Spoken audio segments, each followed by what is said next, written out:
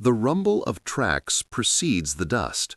When the first hull breaches the hedgerow, the heart skips its own beat. In Normandy, the countryside seems to breathe through narrow fissures.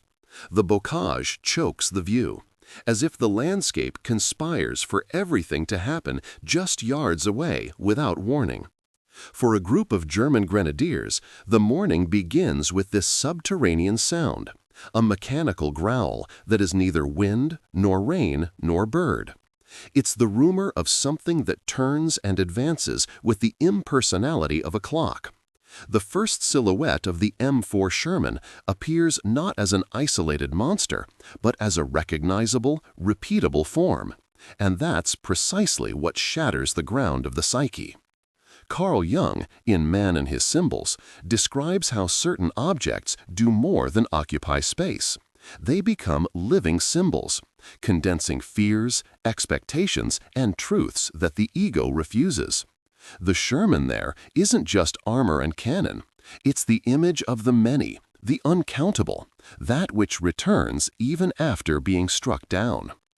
Every soldier carries an intimate myth of himself. In the German imagination of 1944, fueled by years of propaganda and the prestige of machines like the Panther and Tiger, the myth declared, "We are technically superior, we will resist through precision." But the battlefield doesn't negotiate with narratives. The Sherman doesn't arrive alone. It arrives supported by logistics, by radios that communicate, by infantry glued to its tracks, by well-placed smoke, and by artillery that clears the way. The psychological effect is twofold. It wounds the archetypal self-esteem of the hero, who expects to prove his worth in duels, and imposes the presence of a relentless wise old man, who whispers, "The real world is made of processes, not feats." This is the first shock. The second is the irony. The enemy tank isn't individually unbeatable, but its repetition makes it seem like nothing can stop it. Each taken hill reveals another hull. The shadow, as Jung would say, takes form before their eyes. The bocage helps the symbol to grow. Hedgerows of ancient trunks, damp ditches, curves that swallow the line of sight. German infantry, trained for ambushes and precise shots with anti-tank cannons, finds its confidence in the possibility of seeing first and hitting first. But the landscape demands patience and nerve, and the sound of the tracks cuts through the leaves like a mechanical heart beating in unison. The soldier who listens begins to imagine 2, 3, 5 machines. The Sherman in itself isn't the terror. What terrifies is the multiplication the mind projects even before contact. In Psychology and Alchemy, Jung refers to nigredo as the phase of the work where everything darkens, the stage of "I no longer know who I am" that precedes any transformation. The moment the first tank appears is the nigredo of the warrior. The uniformed persona cracks, and behind it, a weary boy faces the world unfiltered. The reports that spread through the trenches wage their own war. They have endless tanks. They come back after artillery. Even when they burn, others arrive. The collective narrative operates like a shared dream, and every dream has a symbolic logic. What returns, returns to teach what has not yet been seen. What, in fact, is being demanded here? Perhaps humility.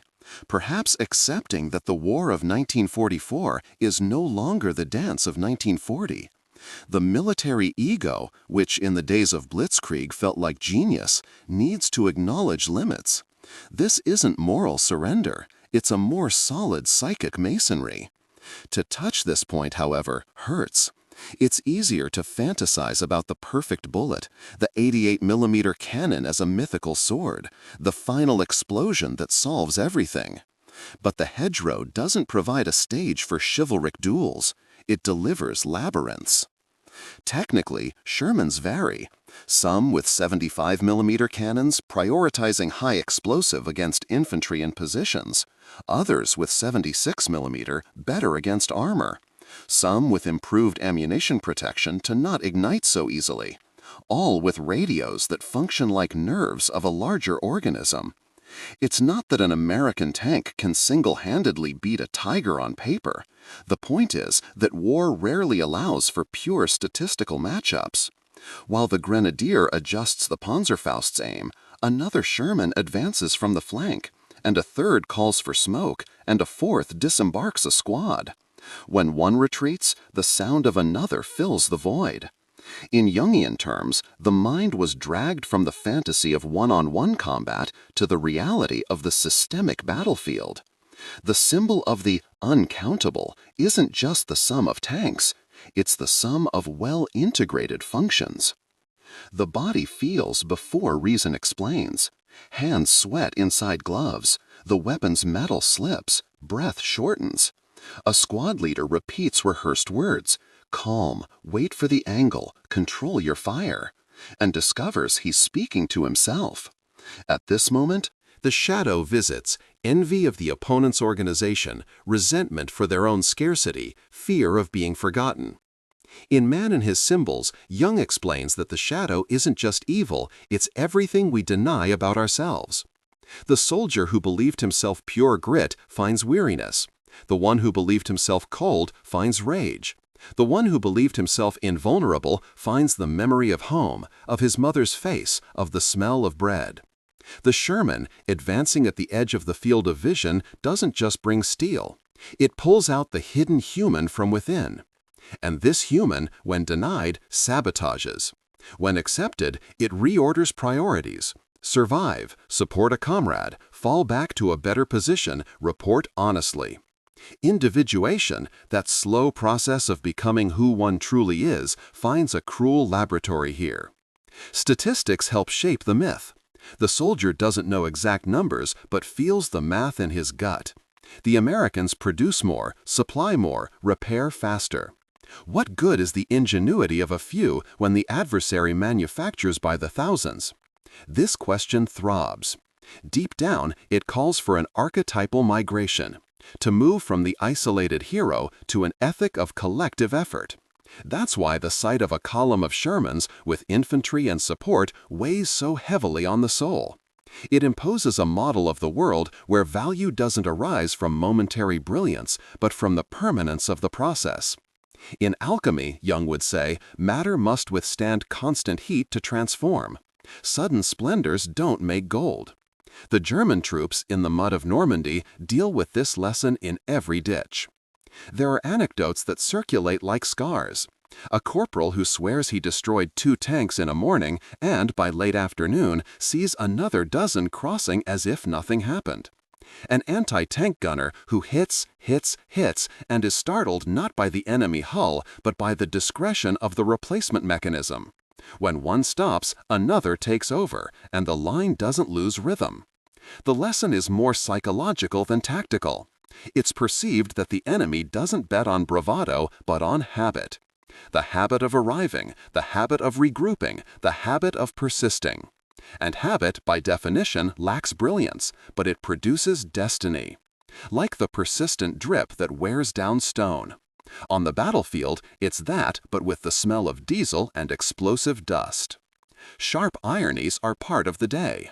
The soldier who once laughed at the tin can tank now respects its engine. The officer who believed in perfect maps learns to listen to the radio.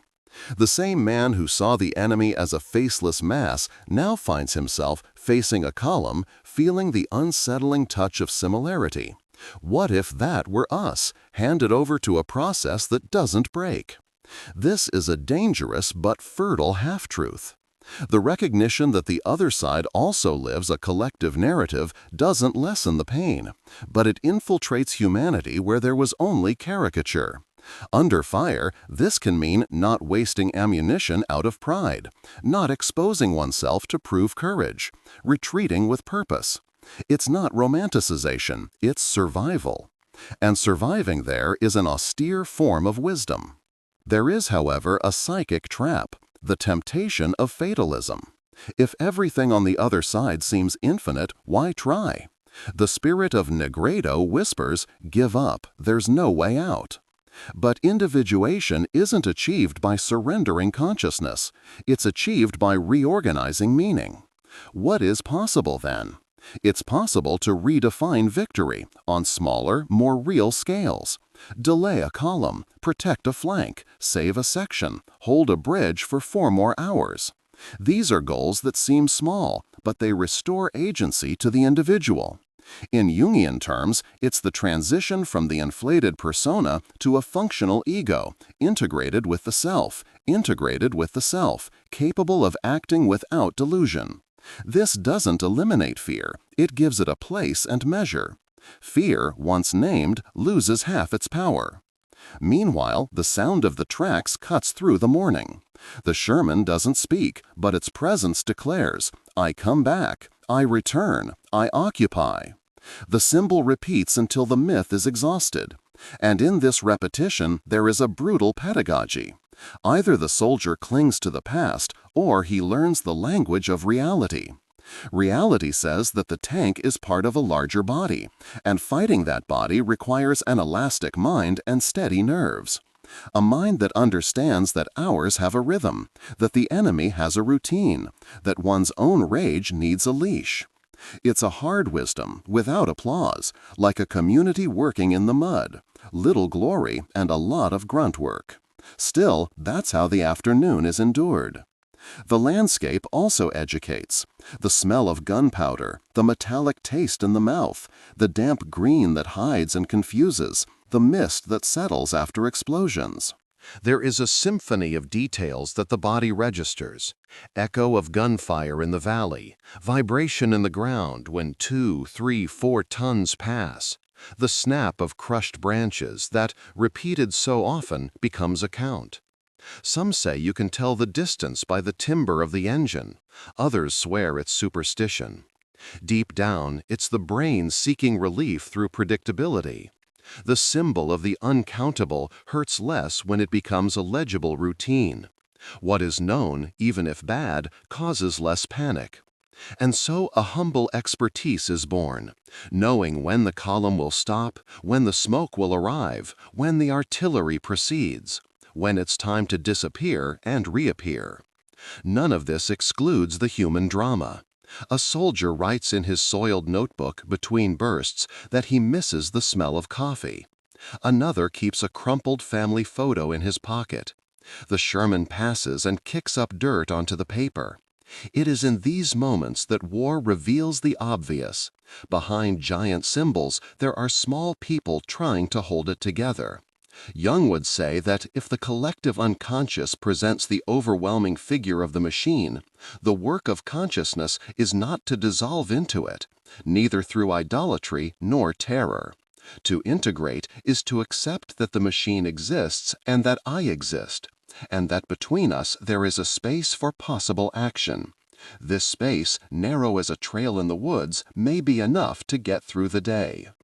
If this topic resonates with you and you want to follow the entire series, subscribe to the channel so you don't miss the next videos and share it with anyone else who enjoys history and applied psychology. In the evening, when the noise diminishes and the dust settles on the branches, a thick weariness remains, and a question that is not rhetorical. What does the incessant presence of the enemy teach about me?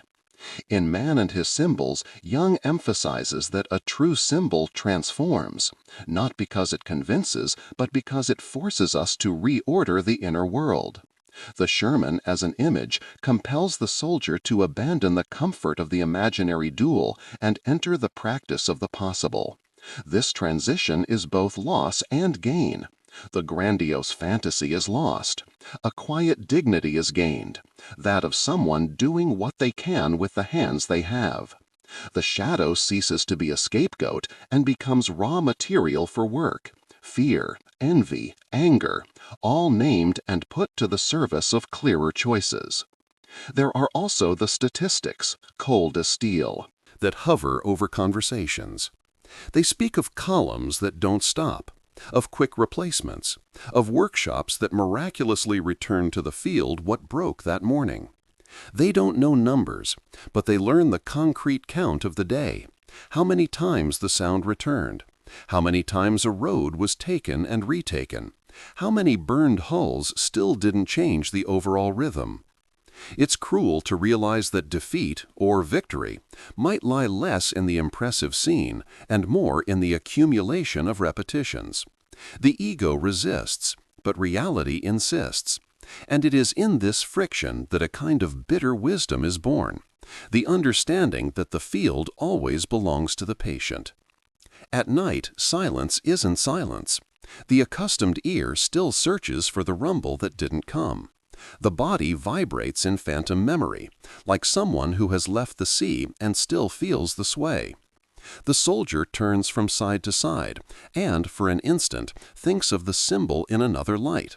What if, tomorrow, the sound that terrifies me is also the sound that teaches me rhythm? In Psychology and Alchemy, Jung concludes nigredo not with euphoria, but with possibility. After the deep black, an almost gray light, the albedo, where form can be reborn. Perhaps the new form, for those who remain, is a courage without fanfare, a resistance without applause.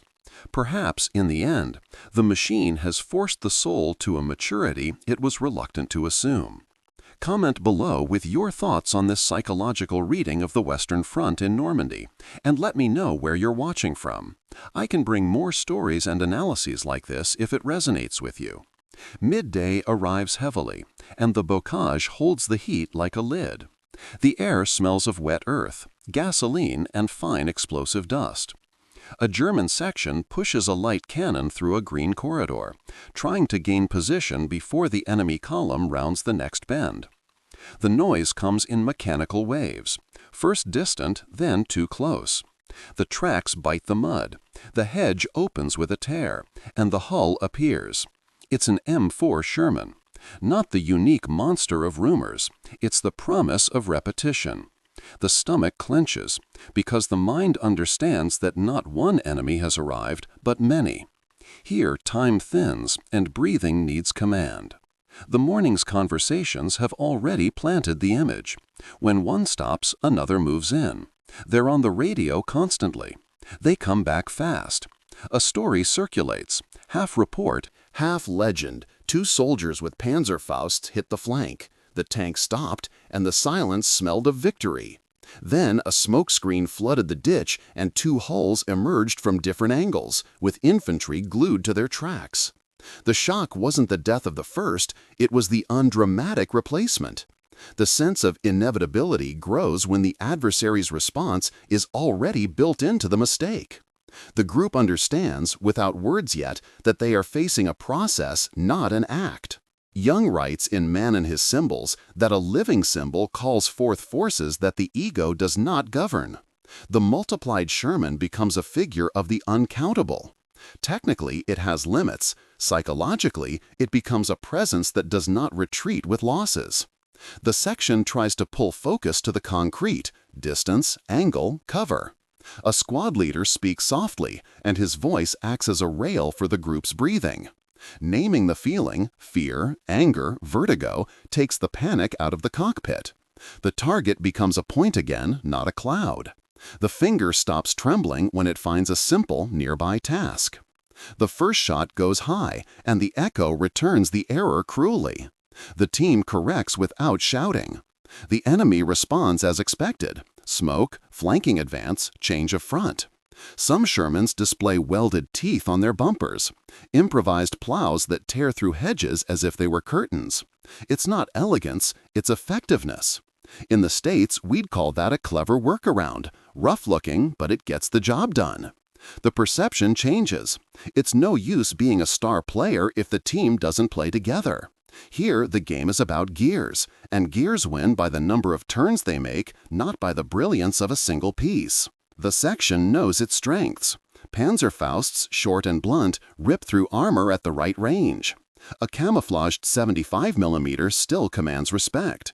The MG, with its dry cadence, closes windows and doors. The problem is the in-between, the void between one hit and the next. Where the column suffers, it regroups. There is a habit that has become doctrine. Retreat 10 yards, traverse the turret, call for smoke, advance on the other flank. In psychology and alchemy, Jung calls nigredo the dark stage before transformation, when everything seems to lose form. What happens in the green corridor is this: the myth of the perfect duel dissolves, and the hard work of reading patterns appears. Small victories worth gold also arrive. An ambush works.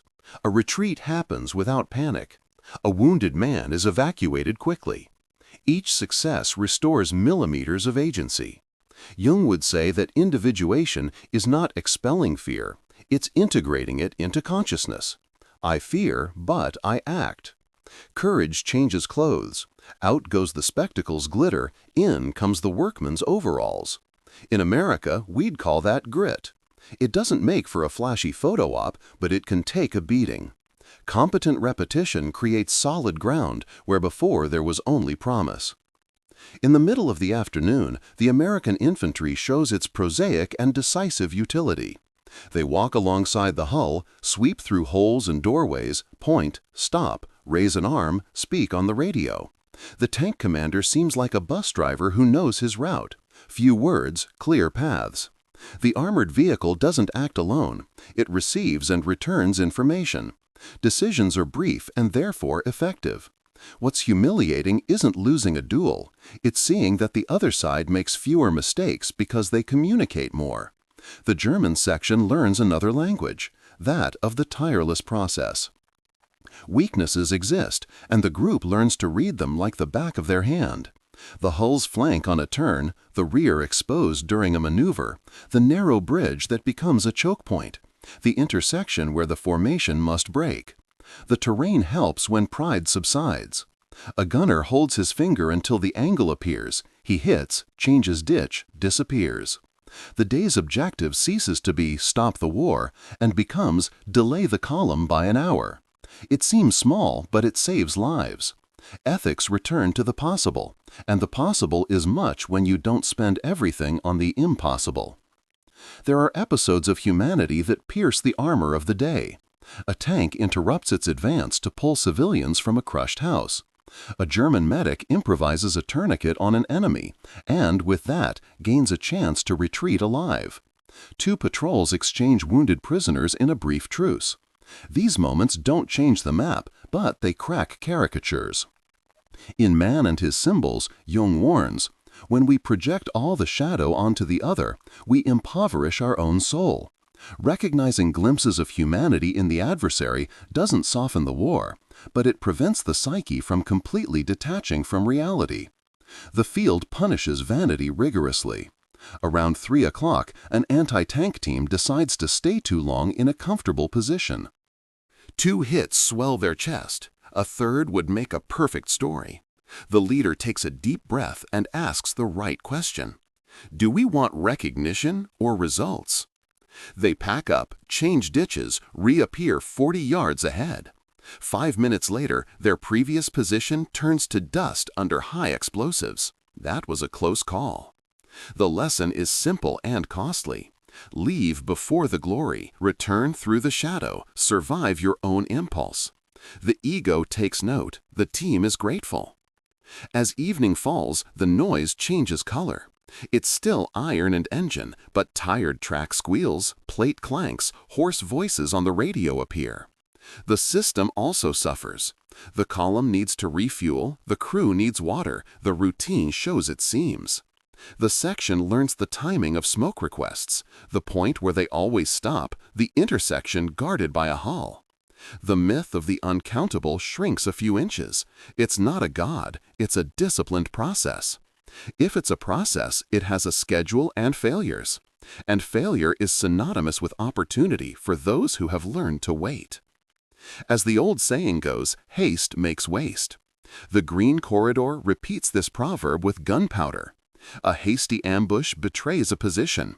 An impatient shot wastes the best angle. The group's psychology becomes a piece of artillery. A squad leader with a clipped voice regulates the platoon's diaphragm.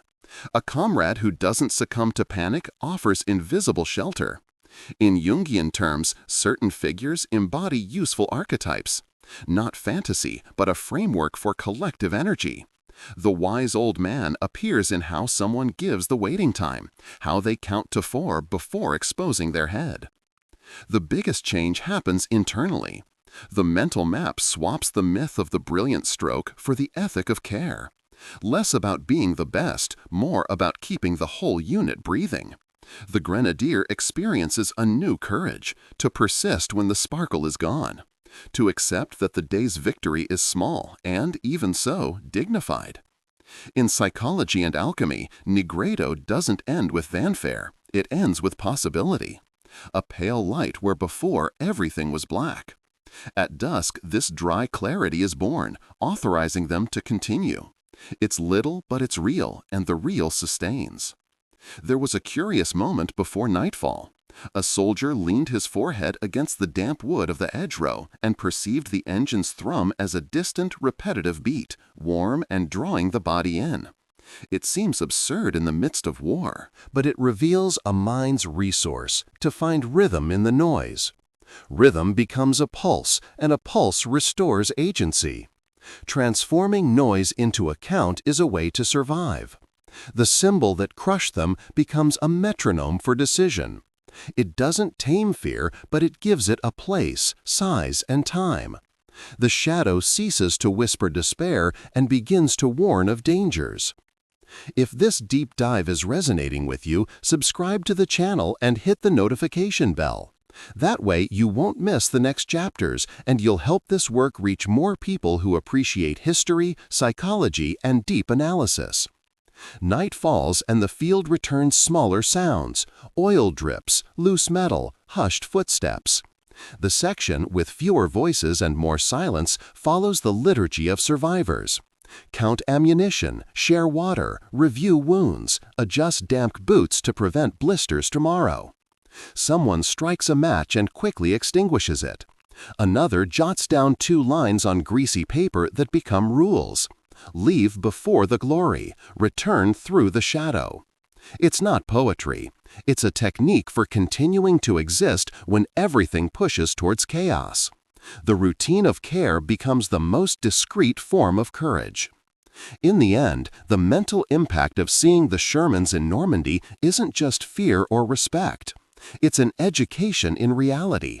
It teaches that courage is measured in millimeters, that heroism can be retreating 2 steps to fight another day, that the uncountable has cracks when we remember that even the ocean obeys the tide. It forces one to abandon the fantasy of the singular gesture and adopt the patience of the process. The soldier who goes through this school emerges less vain and more whole. The shadow doesn't disappear, it gains a name and a task. The symbol doesn't vanish, it changes place, from total threat to a concrete measure of what is still possible to do tomorrow. Like it or not, this is transformation. The crash that fells the hedgerow is sharp, but not the loudest of the day. The sound that frightens most is what continues afterward, the stubborn rumble of the engine returning to its rhythm as if nothing had happened. Dust falls in flakes onto helmets, the smell of raw gasoline mixes with damp earth, and someone realizes their mouth is better, as if they'd chewed rust. The burning tank behind didn't bring relief. It brought proof that the process doesn't stop with a spectacle. A soldier pulls out a crumpled photograph, looks for a second, and puts it away again, almost angrily at himself. The squad leader notices but says nothing. It's the moment when the entire troop discovers that the courage left isn't the kind from movies. It's the kind that makes small calculations. How many grenades? How many steps? How many seconds until the smoke? Jung would remind us, in Man and His Symbols, that transformation begins when the symbol descends from the altar and becomes a tool. The Sherman stops being a monster and becomes a metronome, a beat that teaches time and angle. The irony cuts like a short blade. The tank that seemed invincible begins to reveal habits. The column slows when crossing a ditch. The infantry loosens when reloading. The turret pauses for an instant at the same point on the curve. Fear shrinks an inch, just enough for a decision to fit. The grenadier aims, waits for the rear to appear, fires, changes ditches without looking back. It's not blind bravery, it's obedience to the new reality. The inflated inner hero protests. The newly born adult takes the helm. The stories circulating among the hedgerows bring numbers that become myths. They say over 49,000 Shermans were manufactured across the ocean. On the German side, they count just over 6,000 panthers, a little over 1,000 tigers. Numbers that fit on a spreadsheet, not in a legend of invincibility. The scale hurts because it disproves the tale of the brilliant stroke. But it's precisely there that the soul finds fertile surrender, accepting that the other's infinite is just a very large quantity, and that every very large quantity has routine, failure, and tide. A corporal writes with a short pencil. What repeats becomes a clue. He hasn't read Jung, but he practices trench alchemy. In psychology and alchemy, the dark nigredo must be endured until some impersonal light emerges, an outline, a pattern, a path. The pattern here is humble, the flank that always exposes itself, the radio that always calls for smoke before the curve, the delay that accumulates when the column needs to cross a stream. The troop learns to speak this language. The symbol of the uncountable loses its aura and gains a clock. There are reports that seem impossible and yet are the math of the day. A team hits a hull, the column reorders, the second advance pushes further. After an hour, everything seems to be in the same place, except the water, the ammunition, the vigor. This attrition is invisible in glory, but it decides the night. Aeon, Jung would say, is the image of time that shapes and reshapes destinies. Whoever learns to touch time changes their war. The section changes. It stops seeking the definitive scene and starts collecting minutes. The transformation isn't clean. Panic tries to creep back through the cracks. A louder snap becomes a prophecy of doom. A rumor becomes a sentence. The shadow whispers that nothing helps. The shadow in Aeon is precisely that, the collection of denied contents that, if not integrated, take control. A soldier confesses to his squad leader that he envies the enemy's coolness. The squad leader replies, "Envy their habit, copy the habit." The phrase seems harsh, but it saves. Envy turns into translation, less spilled emotion, more procedure. The smells become didactic. Thick diesel precedes heavier tanks. Sharper gasoline announces lighter models. White dust that rises quickly indicates a dry road. Damp dust falls heavily on leaves and signals slowness. The ear learns scales. A distant hum, a medium rumble, a roar too close. The skin feels ground vibration before sight confirms. There is a stretch of the day when the entire body becomes an antenna, and this sharpened perception restores to the individual the dignity of existing amidst the giant. In the midst of this orchestra, a statistic appears that doesn't even need numbers to be felt. Every stopped tank is replaced. Every exhausted team is rotated. On the other side, rotation is public policy.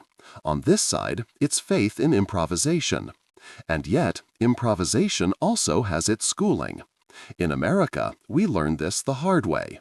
Fix it with what you've got. Rearrange. Make do.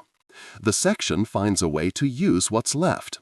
A gutter as a shim, a piece of fence as camouflage, a damaged wristwatch as a waiting compass. It's making do with ethics, not to circumvent the law of reality, but to serve survival. A story circulates and sticks in memory like a film without a soundtrack. An anti-tank gunner, with impaired vision due to dust in his eyes, misses 2 shots. His mind already prepares the self-accusation that tears him apart.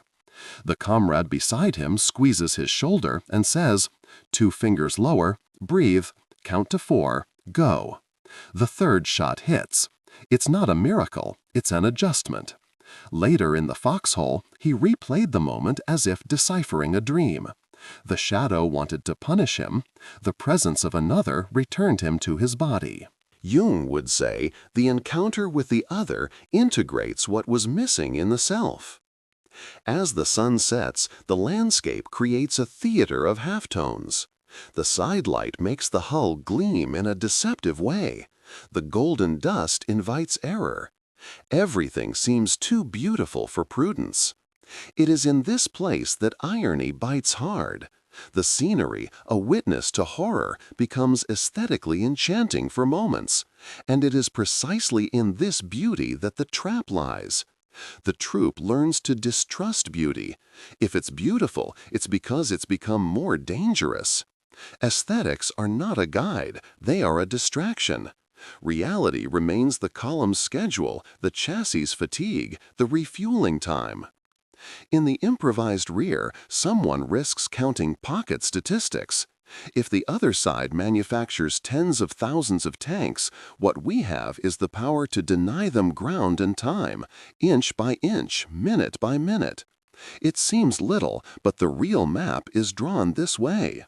The maritime metaphor helps. The ocean is vast, but it respects the tide. Whoever catches the tide navigates with less effort. The day's tide is now legible. The symbol no longer haunts like a god. It functions like an austere calendar. Between one advance and another, there is space for small acts that change the group's chemistry. Someone shares the last sip of water without theatrics. Another offers a piece of cloth to wipe sweat from a comrade's eyes. A third writes a silly word on his helmet with charcoal that draws a stifled laugh. Laughter doesn't diminish seriousness, it airs the lungs. In Man and His Symbols, the trivial gesture is also a symbol. It reminds us that we are human beneath the machine. And the remembrance of humanity prevents psychic capitulation to the impersonal thing. Still, no one romanticizes the enemy. The column advances, the rotation of radios is heard, the coordination is cold. The perceptible superiority is not an insult, it is a given.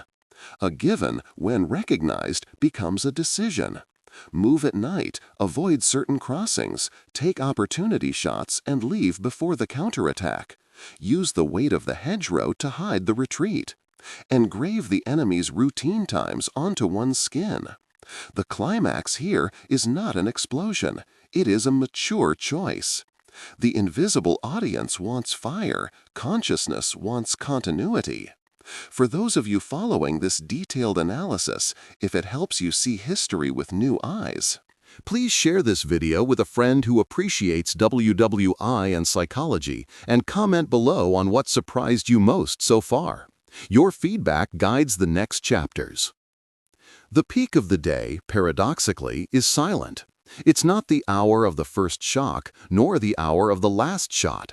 It's the hour when the mind decides the myth is over. The myth said a brilliant stroke would save everything. Reality shows that 1,000 adjustments save enough. The group decides with silent unanimity. No bravado for the album, just discipline for tomorrow. In this fold, individuation ceases to be a book word and becomes skin. I am not the fantasy, I am the well-done task within the possible. At dusk, dust settles like a veil, and smells lose their sharpness. The column disappears for a while.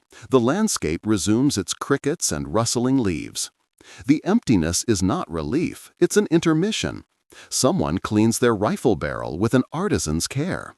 Another massages their fingers to relieve wrist cramps. The squad leader repeats in a low voice the liturgy that has become dogma. Leave before the glory, return through the shadow. Name the fear, count to 4. These are the 4 rules that fish the soul from the brink of exhaustion. Whoever engraves this on their body sleeps a little better. What is learned in the third act is that the faceless enemy gains a face when we obey time, and that the overwhelming symbol shrinks when we accept our own measure. The shadow is still there, bringing envy, anger, the desire to give up. But now it no longer commands, it negotiates. Negotiating with the shadow is adult, giving it space to warn of risk, denying it the steering wheel. In Ion, integration doesn't erase anything, it reorganizes.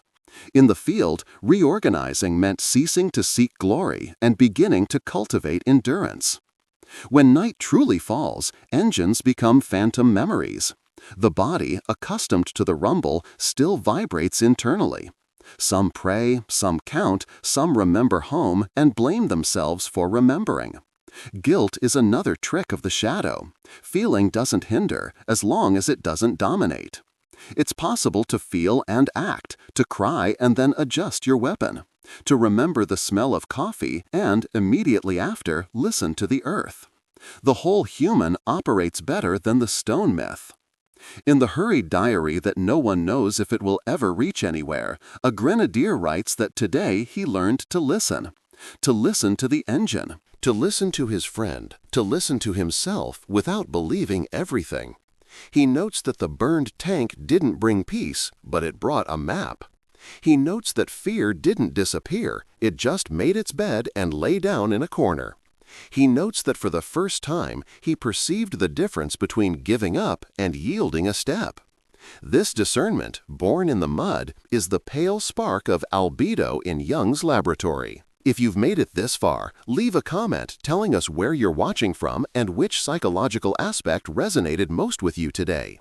This helps build a community that goes beyond battlefield curiosity, a community that reads the soul behind the steel. In the dark, before sleep, a final irony visits the mind. The same sound that terrorized in the morning becomes a slow song that lulls vigilance. The transformed symbol isn't a friend, but it's no longer a tyrant. Tomorrow it will return, because that's what it's made of. And when it returns, it will find a troop less vain and more whole, less noisy and more profound. The climax didn't explode, it settled. And in that settling resides the strength that continues. Dawn doesn't bring silence, it brings a lower breath, almost a contained purr, as if the machine learned to breathe with the landscape. After weeks, the bocage is no longer just an obstacle, it has become a teacher. American columns arrive with welded teeth on the front, hedgerow cutters that tear through the green wall without asking permission. And the infantry moves as if they know, by heart, where every ditch will swallow a boot. The German soldier, who yesterday still dreamed of the perfect duel, today sharpens his ear for the pattern, the request for smoke before the crossing, the short stop at the foot of the hill, the march resumed when the radio sings. The Sherman ceases to be a mythical figure and becomes a clock's tick. On the other side, supplies arrive. On this side, the awareness arrives that war, here, moves in the grammar of logistics. The impact is not just tactical, it's theological. The myth of the brilliant gesture abandons its faithful, and the liturgy of process enters the altar. In the middle of the day, the earth trembles differently. It's not just tracks pushing mud, it's the thunder of many aircraft clearing the way for something bigger. South of St. Lo, the Allied offensive promises to break the crust of the terrain with a symphony of explosions that the troops feel in their stomachs. What matters for those on the ground is not the name of the operation, but the change in air density. The psychological weight doubles when the sky advances along with the earth. Jung would write that the collective shadow has taken form, and that form says, the world you control with courage and aim is smaller than you thought. There, Nigredo finds its leverage. What has darkened begins to reorganize, not for comfort, but out of necessity. The soldier understands that if he wants to exist tomorrow, he needs to fit within the other's timeline without dissolving. It's an austere choice. Reduce ambitions, increase attention. Conversations in the shadow of a crushed tree migrated from how to stop to how to delay. The gunner chooses fewer shots but better ones. The anti-tank team swaps the temptation of a third shot for the album for a quick displacement that avoids corrective artillery. A squad leader dispenses small doses of voice.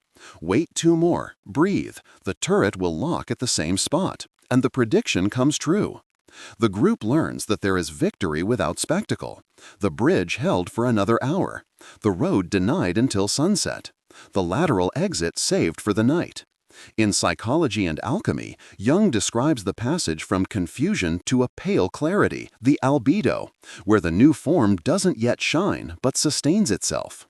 This light without glamour is what keeps the soul standing when the body only wants to lie down. There are stories of flesh and mud that change the troop's chemistry. A corporal, until then a braggart, realizes his usual joke now hinders. He falls silent and passes ammunition with the efficiency of someone who understands his role. A medic improvises an evacuation line between destroyed gardens, and with each trip back and forth, teaches everyone that courage is also a logistics of blood. A grenadier, soaked, confesses to his comrade that he envies the enemy's organization. The other, without judgment, replies, "Then let's steal what's copyable. Procedure, not posture." This transmutation is Jungian to the core. The emotional energy that inflated the ego converts into discipline that serves the whole. The shadow, which once demanded spectacle or despair, gains a place and function, a risk alert, not a command. The Shermans keep coming, but they no longer seem like an infinite multiplication. They seem like a rotation system that their mind has learned to measure. The symbol has lost its aura of deity and gained a calendar. When a column stops to refuel, there is a window. When it receives infantry reinforcement, the window closes. The group organizes its hours like someone rationing water on a long journey. The moral effect, paradoxically, improves when reality is fully accepted. Despair came from the fantasy of all or nothing. Hard-won serenity is born from something possible now. In Aeon, Jung speaks of the tyranny of time when the unconscious directs life, and we call that fate. Here, time becomes a tool because consciousness takes the driver's seat. It's not a strategic victory, it's hygiene of the soul to endure the next day. The landscape reminds them that no one is a machine. The Americans also get tired. The engine's rotation changes tone. Voices on the radio drag vowels. The march shifts its leg weight. Even well-assembled machinery has worse days and subtle errors. That's when small attacks, in places and at times learned by painstaking observation, yield ripe fruits. A 20-minute delay that turns into an hour at night. A forgotten flank because overconfidence grew too much. A hull that takes a customary position and, for that very reason, becomes a target for those who study patterns. German morale, wounded by the myth of the uncountable, rediscovers a dignity without invincibility, knowing you can't conquer the ocean, but you can etch the sand with enough persistence to leave a mark. The backbone of this new spirit is communal. Individuation here does not isolate, it integrates. The self knows itself by serving a concrete we. The inner hero gives way to the craftsman, less brilliance, more method. This doesn't erase the terror that visits around the bend, nor the rage that bites when a comrade falls. But it gives fear a place to land, without becoming the master of the house. The soldier learns to say to himself, "I'm scared," as one announces the weather, and then does the task. The wise old man, an archetype dear to Jung, appears in the figure of the one who regulates the group's haste, who cuts off a sentence at the right second, who teaches to conserve effort because that effort will be needed later.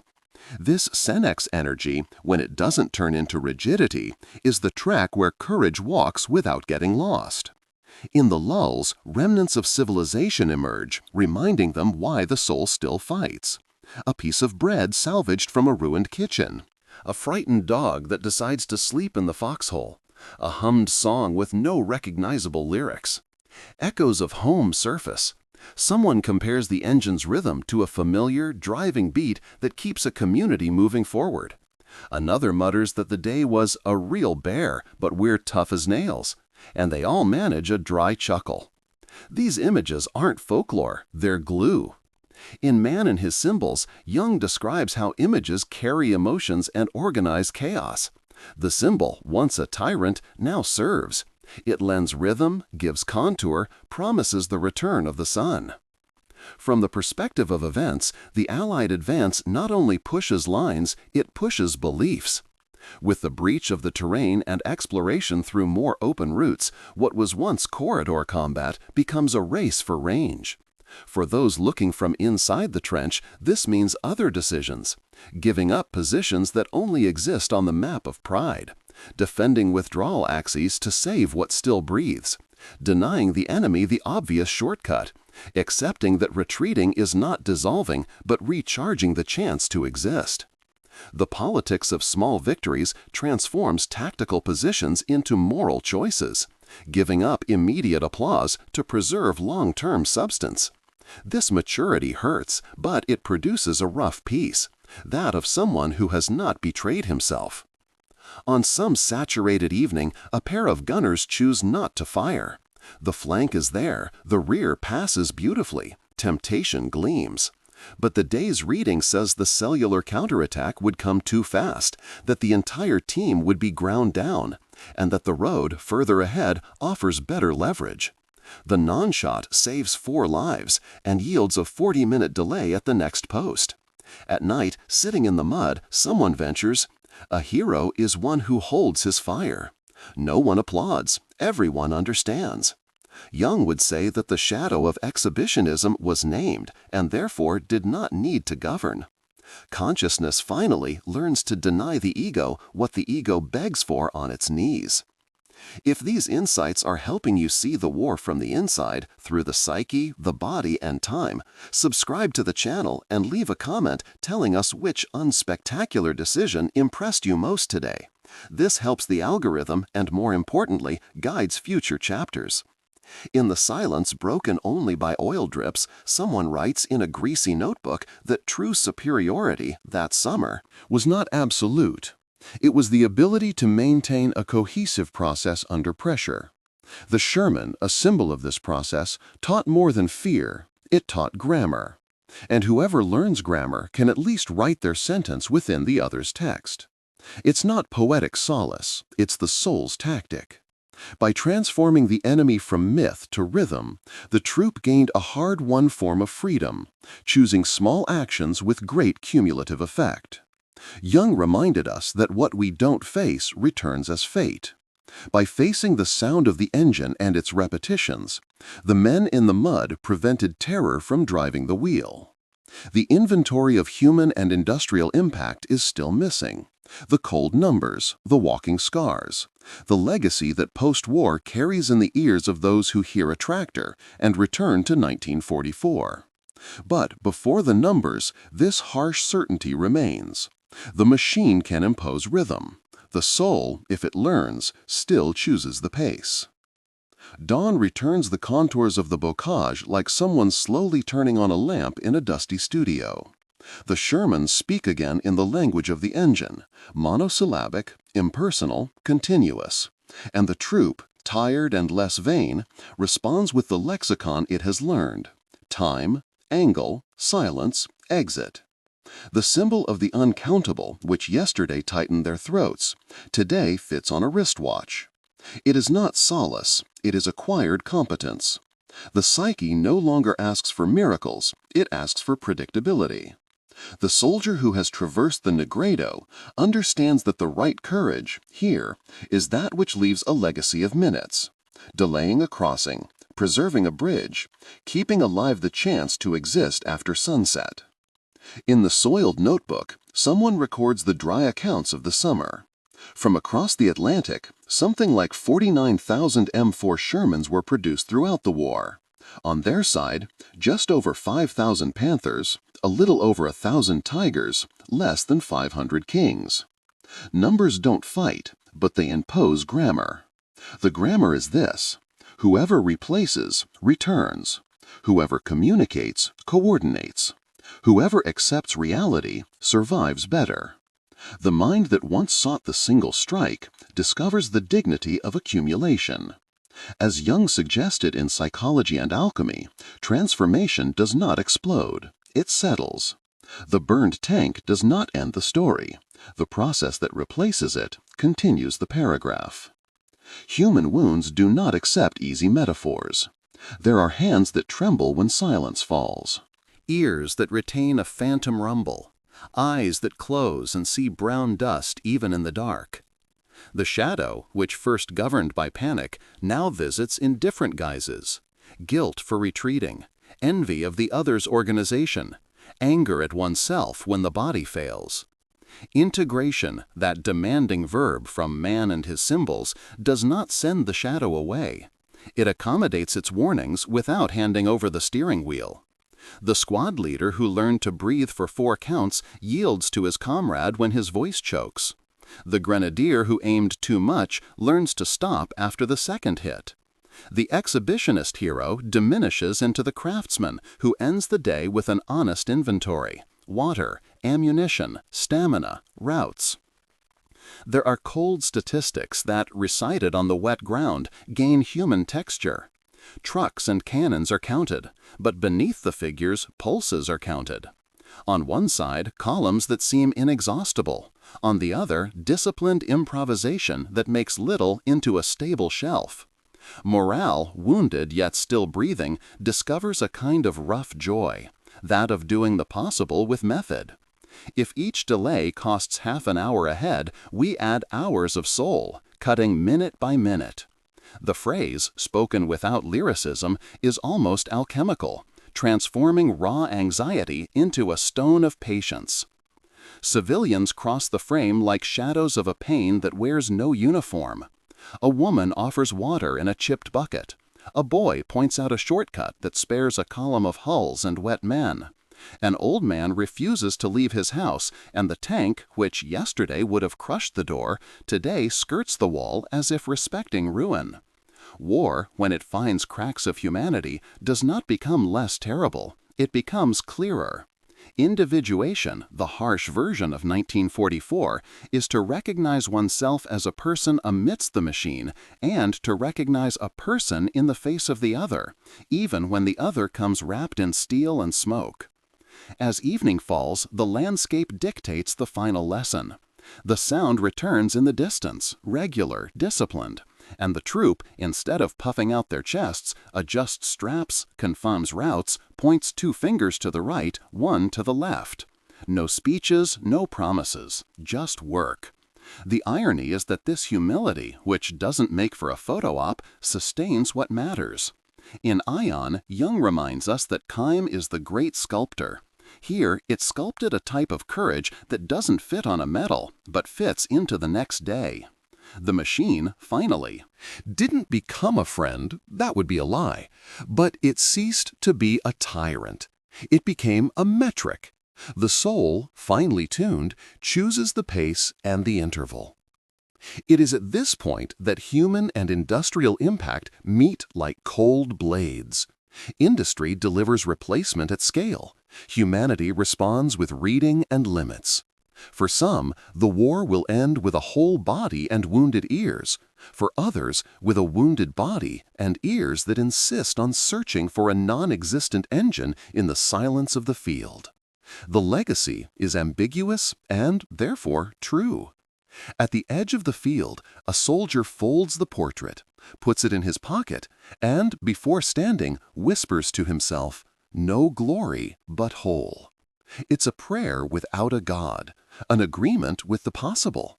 The soul that says enough to delusion finds the strength to continue without losing itself. If this journey through the psyche of combat has made you see history and humanity in a new light, subscribe to the channel, share it with someone who needs to hear this today, and comment where you're watching from. Your comment helps push this study to more people and keeps this conversation between steel, memory, and meaning alive.